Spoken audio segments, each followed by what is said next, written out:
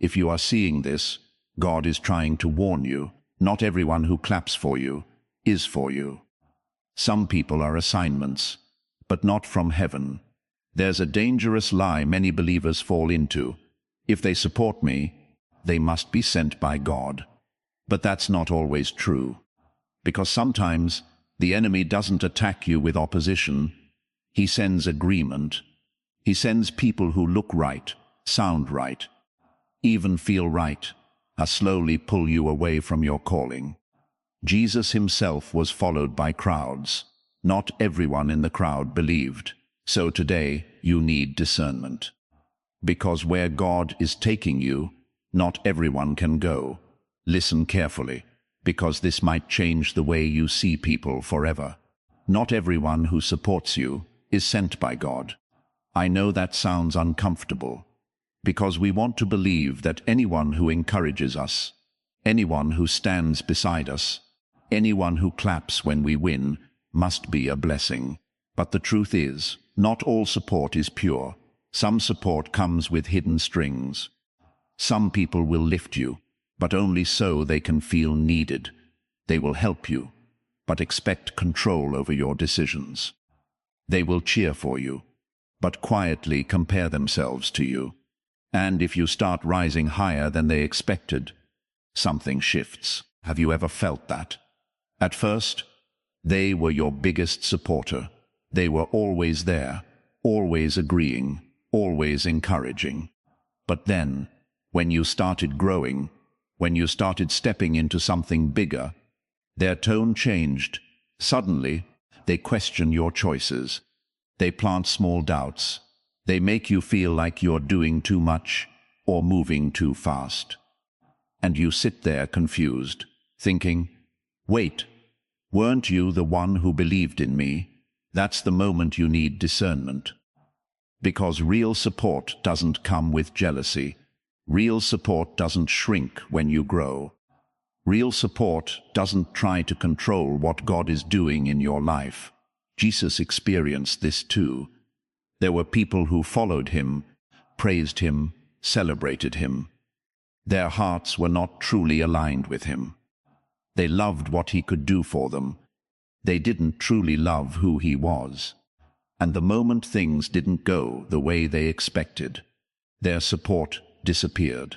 That's why you cannot measure someone's loyalty by their words. You measure it by their spirit. Let me tell you something simple, but powerful. Not everyone who says I'm proud of you is genuinely happy for you. Sometimes it's just noise. Now let me bring this closer to home. Imagine a young man. He has a dream in his heart. He wants to start something meaningful, maybe a business, maybe a ministry, maybe a new path that God placed inside him. At first, his friends support him. They say, "Go for it. We believe in you." They hype him up. They make him feel confident. But as time goes on, he starts taking it seriously. He wakes up earlier. He prays more. He becomes more focused. He starts saying no to distractions. And suddenly, those same friends begin to change. Why are you acting different? You've changed. You think you're better than us now. And slowly, their support turns into pressure. Not because he's doing something wrong, because his growth is exposing their comfort. You see, some people support the version of you that stays the same, but they struggle with the version of you that evolves. And if you're not careful, you will shrink yourself just to keep their approval. You will slow down what God is speeding up. You will silence what God is calling out of you, all to keep people comfortable, who were never assigned to your destiny. Pause for a second and ask yourself honestly, are the people around me pushing me closer to God or pulling me back into who I used to be? Because here's the truth. Support that pulls you away from your purpose is not support. It's distraction in disguise. God will never send someone into your life to control you. He will never send someone who makes you dependent on them instead of him. He will never send someone who replaces his voice in your life. True, God sent people. They don't just clap for you. They pray for you. They don't just agree with you. They guide you back to truth. They don't just stay when it's easy. They stand when it's hard. And most importantly, they celebrate your growth, even when it challenges them. So if you feel tension in certain relationships right now, if something feels off, even though everything looks right, don't ignore that feeling. That could be God trying to wake you up. Because sometimes the biggest danger is not the people who openly oppose you. It's the ones who quietly influence you in the wrong direction. The ones who smile, but slowly shift your focus. The ones who support you, but only within limits. And here's the part that might be hard to hear. You can appreciate someone and still recognize they are not meant to go where God is taking you. Not everyone is assigned to your next level, and that's okay. You don't have to hate them. You don't have to fight them. You just need to see clearly. Because clarity is protection, God is not trying to isolate you.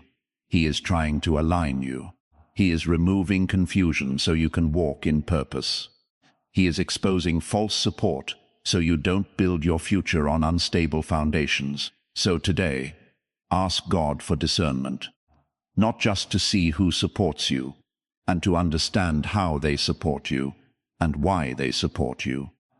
Because where God is taking you, you can't afford to be surrounded by the wrong voices. And once you see the difference between real support and hidden motives, you'll never settle for less again. Let this sink in, because this could be the reason you feel stuck right now. Not every person in your life is part of your destiny. Some are just distractions. And the dangerous part is, distractions don't look dangerous at first. They feel normal. They feel comfortable. Sometimes they even feel right. But slowly, quietly, they begin to pull you away from where God is trying to take you.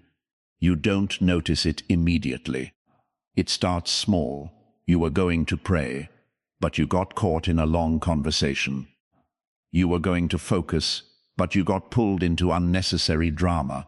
You were ready to grow, but suddenly you felt too tired, too distracted, too unfocused, and you tell yourself, it's not a big deal. But over time, those small moments become a pattern, and that pattern becomes distance from God. Here's what you need to understand. The enemy doesn't always try to destroy your purpose. He distracts you from it. Because if he can keep you busy, he doesn't have to break you. If he can keep you entertained, he doesn't have to attack you. If he can keep the wrong people around you, he can slowly delay everything God placed inside you. Think about this for a moment. Have you ever met someone who wasn't a bad person?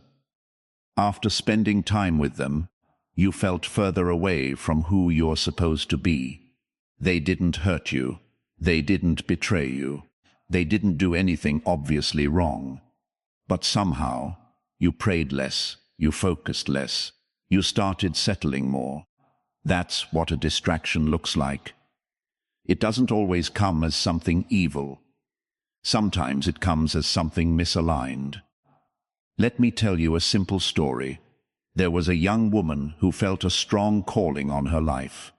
She knew God was pushing her to grow, to step into something greater, to build a life of purpose. She started changing her habits, waking up earlier, spending time with God, letting go of things that were holding her back. And then she met someone. At first, everything felt perfect. They were kind, they were supportive, they made her laugh. They gave her attention she had been missing for a long time, and she thought, maybe this is from God. But slowly, things began to shift. She started staying up late talking, instead of waking up early to pray. She started adjusting her values, just to keep the peace. She started ignoring that quiet voice inside her that kept saying, This isn't the direction I had for you. And one day, she realized something painful. She wasn't growing anymore. She wasn't becoming who God called her to be. Not because the person was evil, because they were a distraction from her assignment. And that's the part people don't talk about. Not every distraction is sent to destroy you. Some are simply there to delay you. And delay is dangerous, because it feels harmless.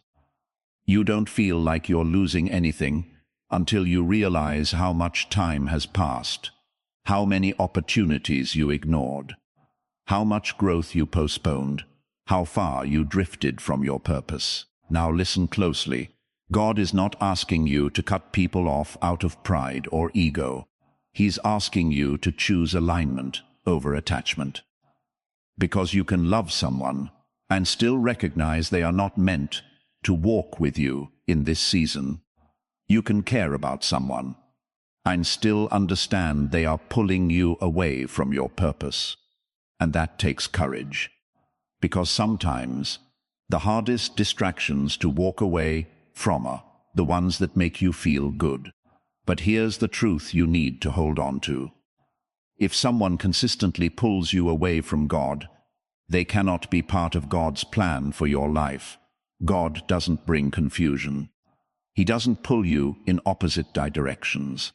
He doesn't bless you with something that disconnects you from Him.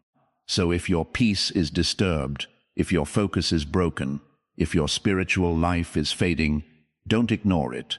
That's not random. That's a signal. That's God gently trying to get your attention. Maybe that's why you've been feeling restless lately. Maybe that's why something doesn't feel right, even though everything looks okay on the outside. Because deep down, your spirit knows.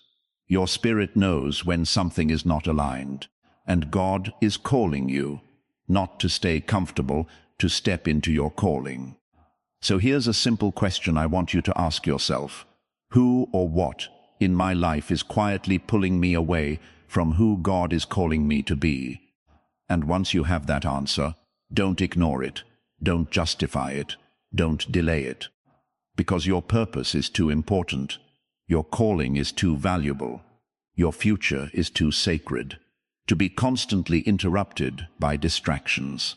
God didn't create you to just feel good in the moment. He created you to walk in purpose. And sometimes that means letting go of what feels easy, so you can step into what is eternal.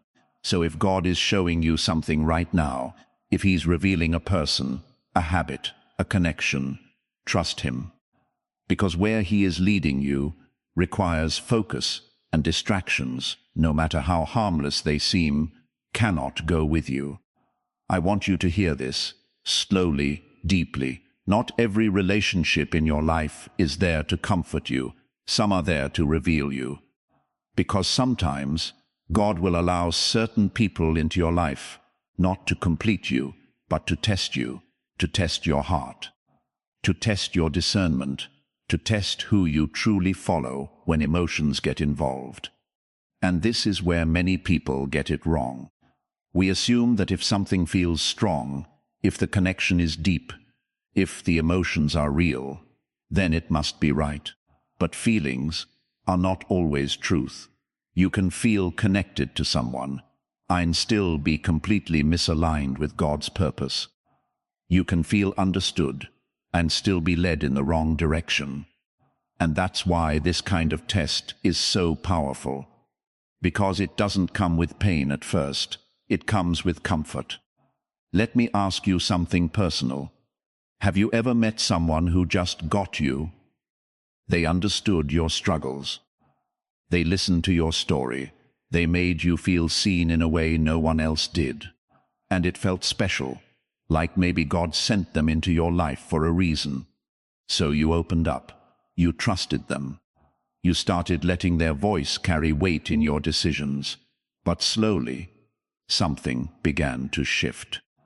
You noticed that when you spent more time with them, you spent less time with God. You noticed that their opinions started to matter more than God's direction, that your peace became dependent on their presence, and without even realizing it, you started following them more than you were following Him. That is the test. Because God will never force you to choose Him. He will give you the opportunity, and then watch what you do with it.